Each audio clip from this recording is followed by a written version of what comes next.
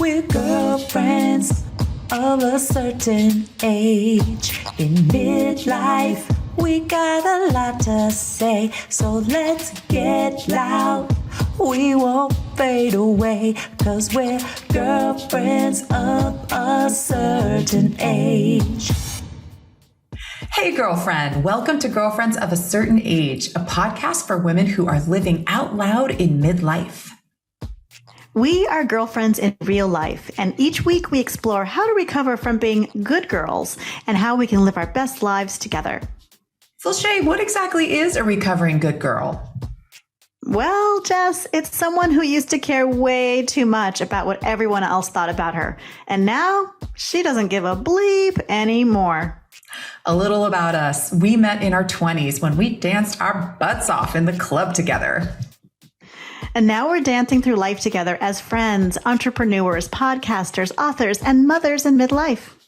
I'm Jessica Neighbor, and I'm a voice coach for vocalists and public speakers. I run impactvocalcoaching.com. I'm on Instagram at Impact Public Speaking, and you can find me on YouTube at Voice Coach Jessica Neighbor. And I'm Shay Hesh. I'm a business coach and work-life balance expert for moms. You can find me at thebusymom.us or on Instagram at Work-Life Balance Mentor. Every week, we discuss a hot topic, including culture, relationships, and health, to help you live out loud.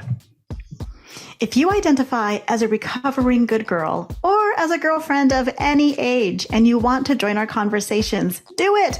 You can find us on Instagram, YouTube, and girlfriendsofacertainage.com.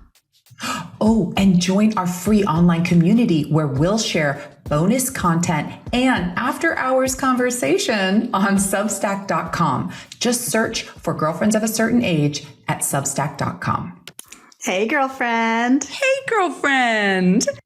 We have a special guest today, and I want to just give a little bit of backstory. So many thanks to our girlfriends who shared feedback about our episode in season 2 about divorce. We went there with our girlfriend, Tamara Mendelson, and the feedback was, wow, that was so great to hear about divorce from this fresh, unique perspective.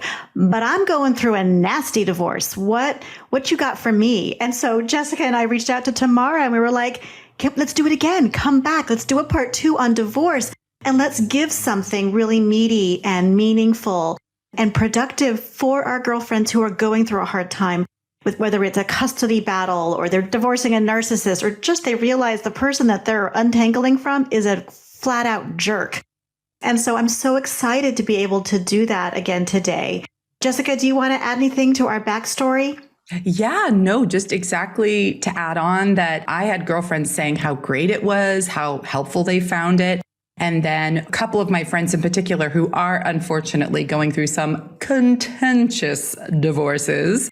Things where they literally need to have a little pokey doll for their ex and wear evil eye necklaces and things like that, right? They're curious about strategies and tips when stuff really goes off the rails. So Tamara, we're just so excited because I loved the first episode and how kind of empowering divorce can feel for us. But in this kind of situation, when it gets a little tricky, we're just so interested to hear your expertise around this. So welcome, girlfriend Tamara. Thank you, girlfriend Jessica. And Oh, and wait, before we dive in, yes, share, please, Tamara. Oh, yes. I have my recovering good girl on. Yes, I do. Thank you so much. So for the listeners who can't see, we're all wearing our Recovering Good Girl t-shirts today. Tamara is rocking hers, looking fabulous with a beautiful necklace to add to it, I must say. A little pop of color. Yeah. And we're just so thrilled you're wearing it. So yeah, welcome. Well, thank you. For the girlfriends who didn't hear part 1, I do want to encourage you to go find part 1. It's in season 2 of Girlfriends of a Certain Age, where Tamara lays out, even tells a very personal story of her own divorce. But just to get everybody caught up, let me just do a quick official intro and read our girl's bio. So Tamara Mendelson is an internationally known, recognized writer, a sought-after relationship and wellness coach, and an educator with many years of experience. Tamara teaches and coaches using humor, compassion, and empathy, the favorite superpower of her clients and students. When asked about why she started coaching, Tamara laughs.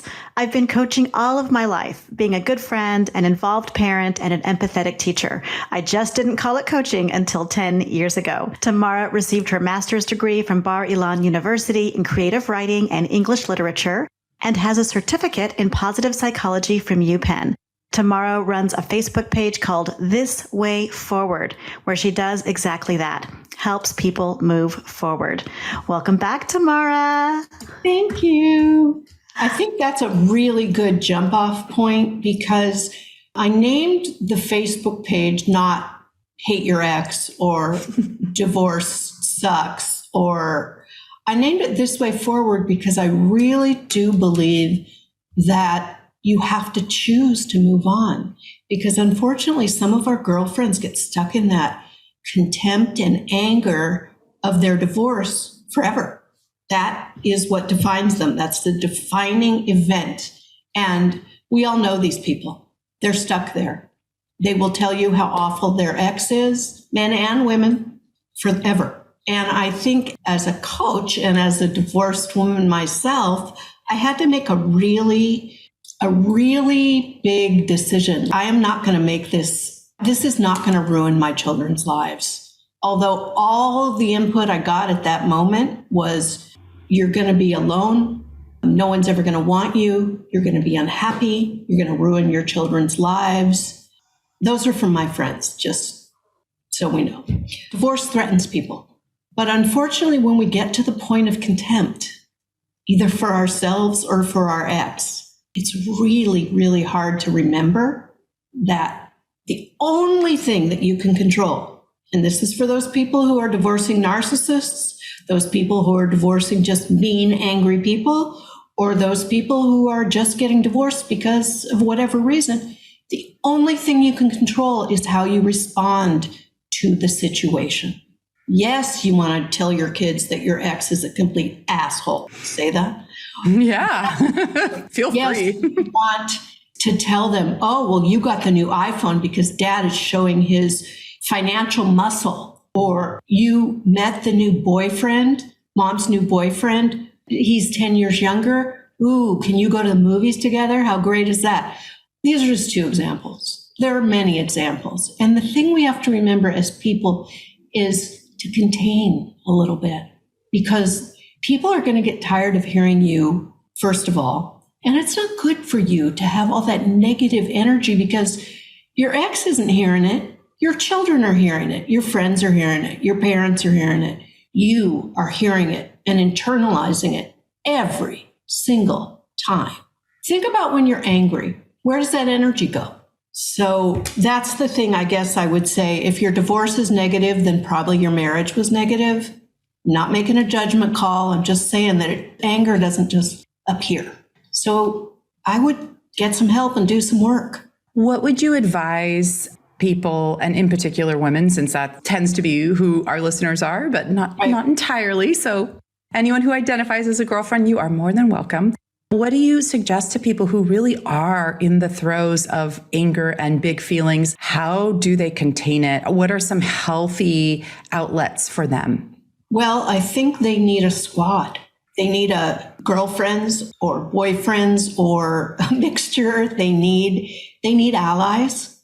And the only way that people will show up for them is if they ask for help. And I think I probably didn't ever ask for help until my divorce, because I really had I handle everything except this. And I think that people don't realize what a blow it is to your mental health to end a relationship, let alone a 10, 15, 20-year marriage. Even just the social pressure of it, being a failure. We've internalized that. When I chose to get divorced, it was to save me, to save who I was, the essence of who I was. Because if I would have stayed in that relationship another 5 years, there would have been nothing left. Because I would have been the ultimate good girl. I was just thinking, Tamara, that really connects with the good girl in recovery idea. What more could I have done? What different choice could I have made? Or you can call it the shoulda, coulda, woulda. And I feel like you could get so down on yourself for so long about that. So I really feel that from you. Well, you've talked about it on the show, and every single episode about how we push those feelings down until they explode. And that's why people are so angry when they get divorced. It's probably the first time they've ever allowed themselves to get angry, because good girls don't get angry and they don't get loud. So what was really helpful for me, and I find is helpful for my clients, is you have to talk about it, that anger and that contempt, for as many times as you need to in order to get that out.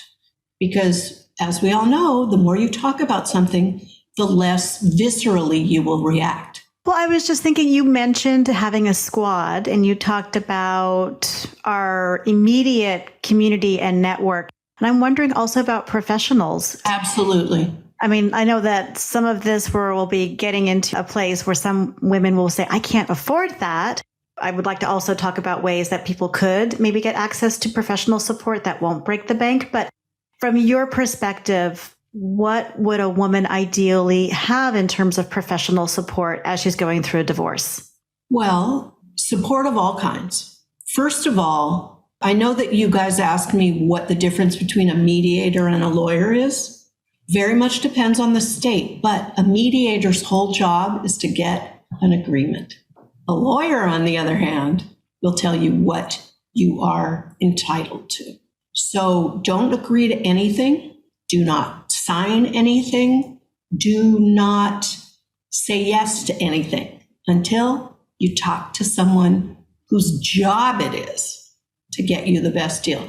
And many divorce attorneys will do a informational interview, and I would think that would be the way to go. To start with a lawyer. Start with a lawyer, or start with someone who can tell you what is happening in your state or in your country.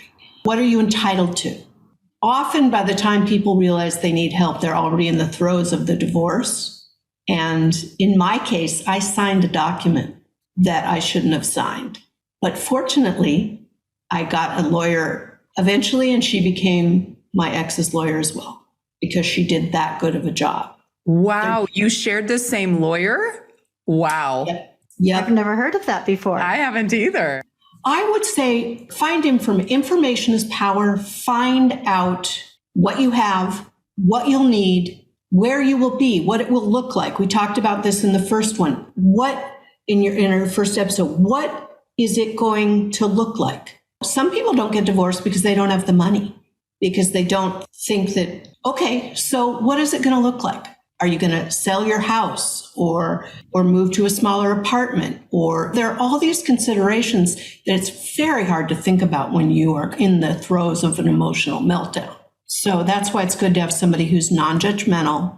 There are all kinds of groups that help women. Legal aid, for example. I would have to look at each location geographically, but these things are pretty easy to find online. Ask your friends who've been divorced. That's a great way to find an attorney. A friend of mine who's not divorced gave me the name of my attorney. We'll also look into legal aid, and if there's one link that people can go to, then can refer them. That would be great. Think there are a lot of support groups, Facebook, Twitter, TikTok. Right. And also there are community groups, depending on, again, where you live and if you believe in God and if you go to a church. There are often community meetings. Those kind of things are really helpful because it's someone who's going through exactly what you're going through. Right. That's so impactful. I mean, so many of the friends of mine who I've seen and family members who have gone through divorce, they're so shocked and taken aback by the fact that they're in this situation, and they feel and they're thinking and they're talking like they're the only person who's ever gone through it. And so to hear about this idea of legal aid, I've actually never heard anyone talk about that for women. Or the reminder that we could just jump on a free Facebook group right now and find other people who are also in the hair on fire, got the doll, the voodoo dolls with the pins in it with the ex's face on it, that there are other people, because those feelings and that experience ideally is perishable. Ideally, we move through these feelings, we purge, we kind of barf out all of the anger at ourselves and anger and frustration at this ex-partner, and looking at this future and grieving what we're leaving behind, grieving. Our culture celebrates being married, being a wife. Our culture is generally not as supportive of women getting divorced. And so I think that there's a lot of built-in, baked-in shame and strange stories that people get. And every woman I've seen go through a divorce, I've noticed her getting into a certain groove of her own thinking of, I wasn't good enough, or no one can please him, or like whatever the story is. And this idea of surrounding themselves with other like-minded people for that season. Ideally, those you'd move through that. Well, and to be fair, you will burn people out. There will be people that'll go, whoa, those feelings are way too big for me. It doesn't take 30 people. It takes 3. I had a dear friend who fed me when I couldn't eat. She would take me to sushi and make me eat raw salmon 3 times a week. I love that. When we're talking about divorce in this way, it also makes me think, especially Americans, but maybe even internationally, we don't like to talk about this topic. It's taboo. It's like preparing your will, right? And that's why you see so many people at the end of life who haven't gotten their plans together.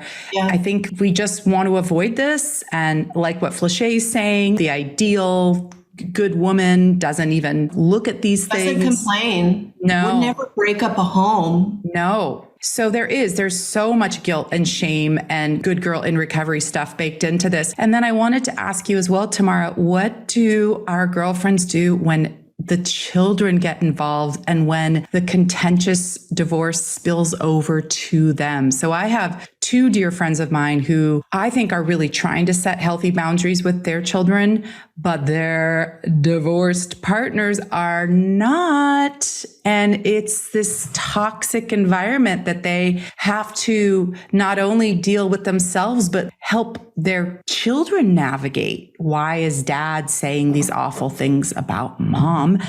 I know it can go the other way as well, but in these situations, that's what's happening. So what advice would you give to those parents who are behaving so poorly with their children? Well, I don't know how old the kids are that you're talking about. These particular kids are teenagers. Okay. Well, you know what? It's never a good time to get divorced, okay? But it's the time that it is. I had teenagers. I would tell people to be very careful that their children are not their therapists. I would say, kiss them goodnight and go put your head in a pillow and scream your head off. But kids are much smarter than we think they are. And they are much more, they know what's going on. If, for example, your ex is trying to buy their love or badmouth you, this is one of those times when I think stick to the high ground. That child will eventually figure out who they can depend on and who they want to move forward with in their life. It's not a competition, even though it feels like that. But if they can do anything to mitigate their negativity toward their children, your mother is the biggest biatch on the planet. Okay, a kid doesn't know what to do with that. And often they will turn it inward. These kids will become anxious. Again, tell people to find non-judgmental person to walk through with, to yell and scream and not do it when the kids are around if they can avoid it. I think one of the biggest tragedies I see as a coach and as a human being is when the spouse, the ex-spouse, brings someone else into the home immediately, doesn't grieve, doesn't set boundaries, just substitutes A for B. Now, who doesn't want to be told they're hot or they're handsome or they're capable, which is what a new relationship does for you? Unfortunately, it makes it really hard for the kids. And I've seen some real tragedies in that situation. I know it's really easy for me to say, hold your tongue, but I'm mouthy and I regret very few things in my life. One of them is that occasionally, something might slip out that isn't kind about my ex. And at the beginning, it was almost impossible. But the marriage may not be forever, but that parenting job is forever. And that kid is your sacred soul to protect. Hey, girlfriend, Flachet here. Life as a mom can be a journey filled with love, laughter, and all those unforgettable moments. But let's face it, being a working mom can sometimes feel like you're juggling 100 things at once. So I'm introducing Work Life Motherhood. It's a newsletter designed exclusively for working moms like you who are seeking both emotional and practical support. Hosted by yours truly. With Work Life Motherhood, you'll join my community of strong, inspiring moms who understand the joys and the challenges of balancing work and family. Inside each issue, you'll find stories, articles, and interviews that tug at your heartstrings and remind you that you are not alone on this journey. But it's not just how you're feeling. I'm also here to empower you with practical tips and strategies that make your daily life run more smoothly. I'm talking about time management hacks and self-care strategies. Girl, I've got you covered. You can subscribe for free to Work Life Motherhood and give yourself the gift of thriving as a working mom. You can find the newsletter at substack.com and do a search in there for Work Life Motherhood and find me, your girl Fleshay. I'll see you there. Hey, it's your host, Jessica Neighbor here. I have a question for you, girlfriends. Do you identify as a nice woman and you need to have a difficult conversation? You know, the kind that stresses you out either at work or at home? Oh, I get it. Me too. It's our good girl complex. And that's why I created the communication guide, Nice Women Can Say Hard Things. It's going to show you how to have that difficult conversation using strategies and tips that have helped my other communication clients over the past 20 years. Your guide is going to show you a script, a checklist, and remind you of the do's and don'ts so that you can speak your truth and get what you need. You can get your own free copy of my guide, Nice Women Can Say the Hard Things, in our show notes here, or visit me over at my website, impactvocalcoaching.com. And remember, we can say the hard things and still be kind. Hey, girlfriend. Hey, girlfriend. Oh, I just got off a call where my other girlfriend was so confused. She is in a relationship. They're at a crossroads and she's a little divorce curious at the moment. Ooh, what did you tell her? I mean, what do you tell a girlfriend? It's their decision. I just wanted to be there for her and support her, but I didn't want to tell her what to do. Oh, of course. Well, it reminds me of my dear friend, Tamara Mendelson, who's a relationship coach and divorce expert. She's divorced herself and a mom of two, and she walks girlfriends of a certain age actually through a process of being divorce curious. Because some of us are just angry. Some of us are just feeling stuck in our relationships. But I'll give you the link and I'll leave it below for girlfriends of a certain age as well. And they can get free, immediate access to this roadmap and find out from Tamara what their next steps are. Oh my gosh, that sounds so helpful. I will definitely share that link with my girlfriend. Thank you. Amazing. You're welcome. And I'll link it below for all the girlfriends listening. Awesome. I love your answer, Tamara, about how the kids will figure it out eventually. I come from a divorced household, and I actually have to commend both my parents that when I was very young, neither of them spoke poorly about one another. It was actually my stepmom who did most of the bad mouthing. Funny little side note, she actually wound up leaving my father for my mother's cousin. So how ironic is that? I never heard that story. Yeah, that's some soap opera drama level. But I remember just thinking, I would want to invite to Thanksgiving. Yeah, right. But the point was that it was when I was an older teenager that I started inquiring and asking more questions about the divorce and what really happened. Then especially my mom opened up more, but she took my cue and waited for me to ask the questions. And then, oh boy, did I learn some things. But I feel so glad that I was good and ready for that. And I want to commend my dad because he actually did not badmouth my mother. And that I feel I'm very fortunate that I had that opportunity to do it when I was ready to explore more. Hey, from an adult, mature level, what happened? What actually went down? Right. And it's so confusing for kids. So I come from a divorced family too. I've lived through 2 divorces in my immediate family.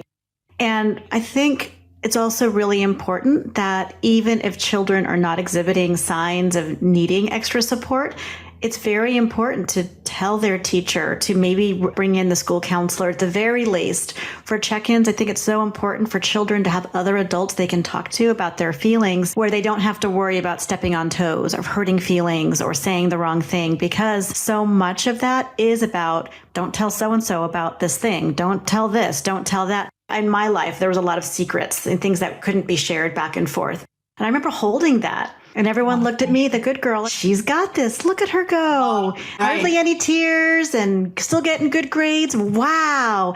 But I was totally not okay. And so I think it's very important to provide that extra additional support for kids. Absolutely. I agree with you 100%. And I think we're flawed people. People are going to say, yeah, okay, there were certain things I maybe didn't do the way I should have.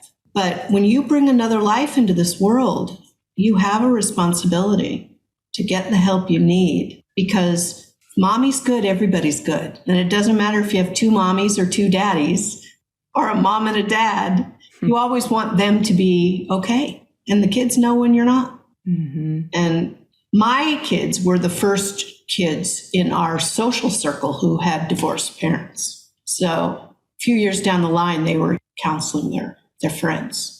Which is also actually a healing opportunity for them to get some time passed and to be able to support a friend, and which inevitably brings up the feelings that they are still working through. What's the expression? Something like the best way to learn something is to teach it. Yeah. So it seems like a great opportunity that your kids got to step into.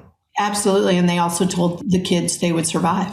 And what I like to point out to people is, in this situation, my parents, and I think we talked about this in the other episode, but they both wound up finding people they were much better suited for. They have much happier lives now. That isn't always the case, but holding on to what could have been, I think, is this story that we can get very hung up on. And so can the kids. It's a big heartbreak for the family and the whole community at large. But honestly, it's what awaits you in your life. You can't even imagine. And whether it's finding the ultimate Mr. or Mrs. Right, maybe you get to have some different great experiences by yourself. So I try to frame it to people that, hey, my parents were better off. I can only imagine what it would have been like had they stayed together.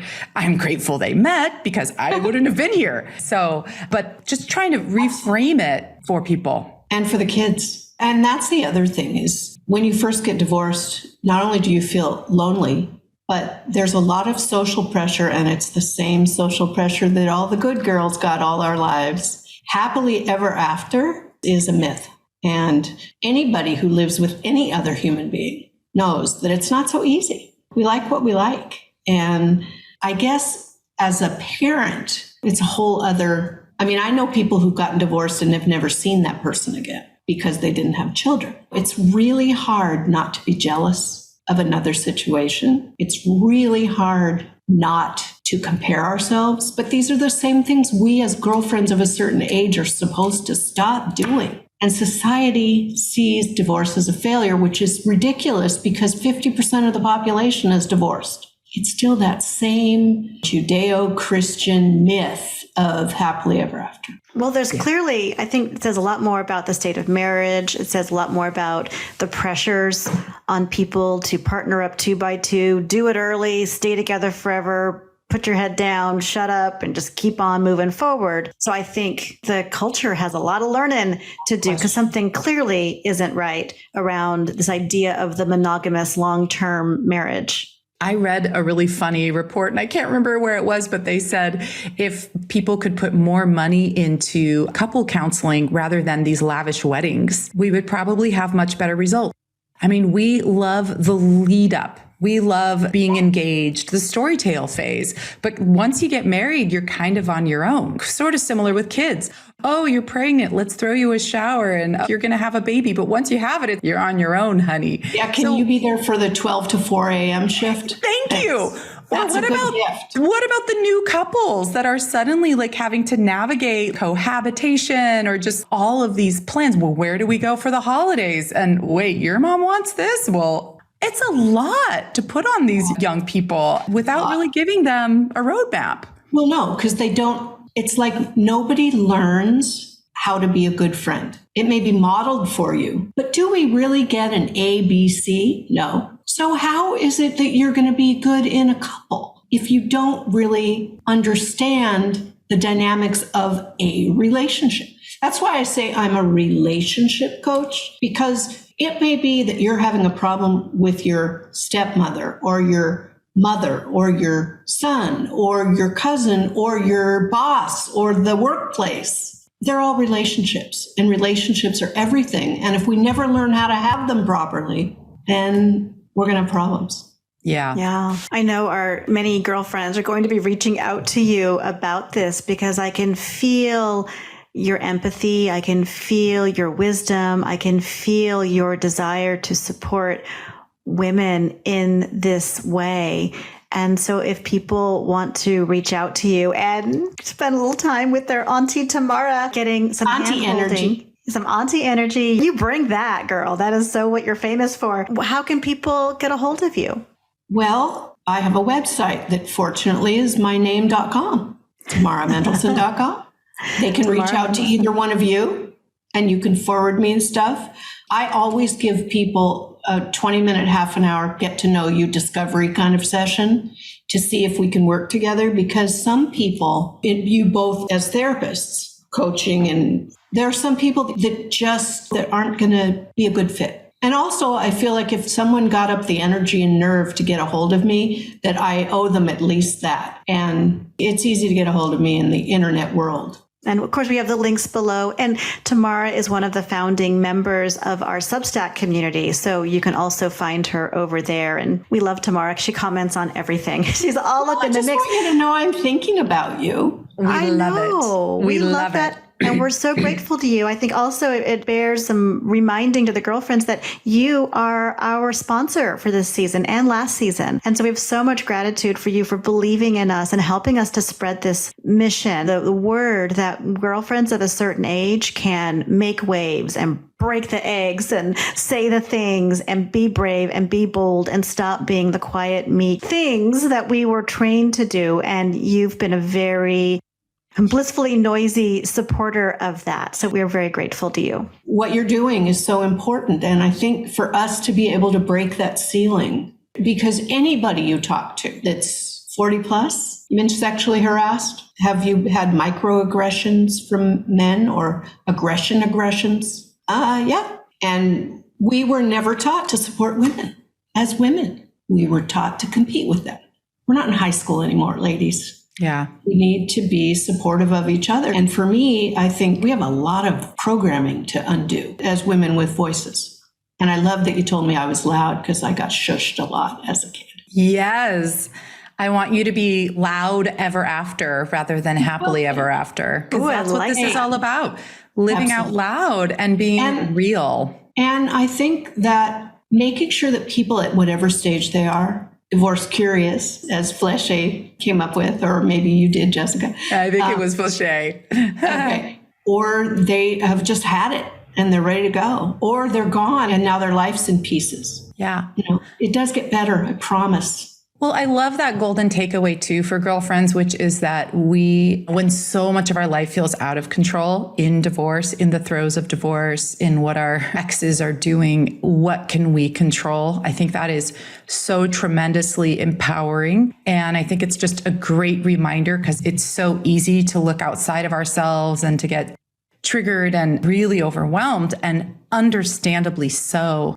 How do we take back that power for ourselves, for our children, for our community, to really work through this whole process? Because to your point too, it's a process. There is sunlight on the other side, y'all. There is a whole other world out there. I feel like singing a whole new world for you from Little Mermaid, just to remind us that you can absolutely recreate another life. And so I think that's really important to put out there, because to what we're all saying here, there's so much messaging that's going the opposite way. So I feel you on that one. And it's good, even for us married, like content people, to just remember that in your back pocket, whatever happens, I'm going to be okay. How great is that feeling? That's not the message we're getting. That's not the message we're getting. And to have a loving, supportive partner, which is where I am at this point, We're not Yay. getting married because I think he has PTSD from his first marriage and he will just never. But also, I have enough china.